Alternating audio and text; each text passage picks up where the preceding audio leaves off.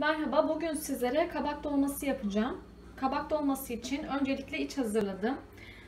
Yapacağım dolma sayısı kadar yemek kaşığıyla pirinç koydum. Sonra içine 1 adet soğan, maydanoz, tuz, karabiber, kimyon, kişniş ilave ettim. Kabakların uçlarını aldım birazcık. Şimdi bunları ortadan ikiye kesip içlerini dikkatli bir şekilde oyacağım. Kabakları ikiye kestikten sonra soyacağım şu tırtık kısmıyla bakın ben bu şekli veriyorum kabaklara. Bence güzel görünüyor. Nasıl yapacaksınız? Şu kısımları var ya, burayla veriyorsunuz bu şekli. Şöyle tutup çektirdiğinizde şu şekilde bu görünümü elde etmiş olacaksınız.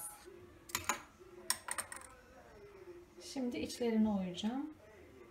Kabakları oyduktan sonra içini doldurmadan önce tereyağında döndüreceğim şimdi bunları birazcık.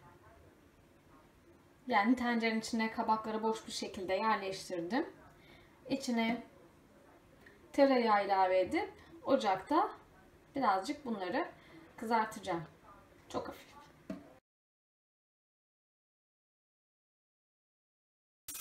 Bu şekilde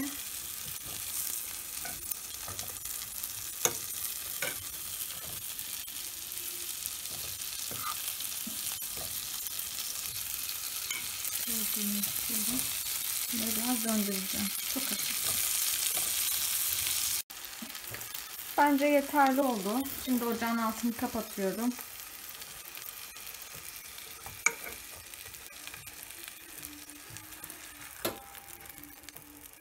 Tereyağı daha lezzetli yapacak kabak dolmamı. Şimdi de dolmaların içine artık doldurabiliriz. Dolmaları doldurdum. Dolmaları doldurduktan ve tencereye yerleştirdikten sonra boş kalan yerlere patates koyuyorum ki düşmesinler, yana yatmasınlar diye. Siz de bu şekilde boşluklara patates yerleştirebilirsiniz. Şimdi kapak olarak da yine patatesle üstlerine kapak yapacağım.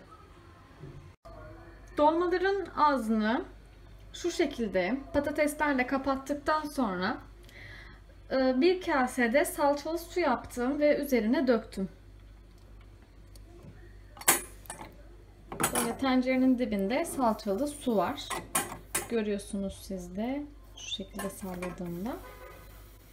Yarısına kadar su ilave etmeniz tencerenin yeterli olacak. Çünkü sebzeler de kendi suyunu bırakacak piştikçe. Şimdi ocağın altını açıyorum ve kapağını da kapatıyorum. Kısık ateşte bu şekilde pişecek. Ara sıra gelip pirincini ya da dolmanın kendisine çatal batırarak pişip pişmediğini kontrol edebilirsiniz. Ve dolmam pişti. Bir çatal yardımıyla pişip pişmediğini kontrol ettim. Çok rahat batıyor her birisine de. Altını kapatıp dinlenmeye bıraktım.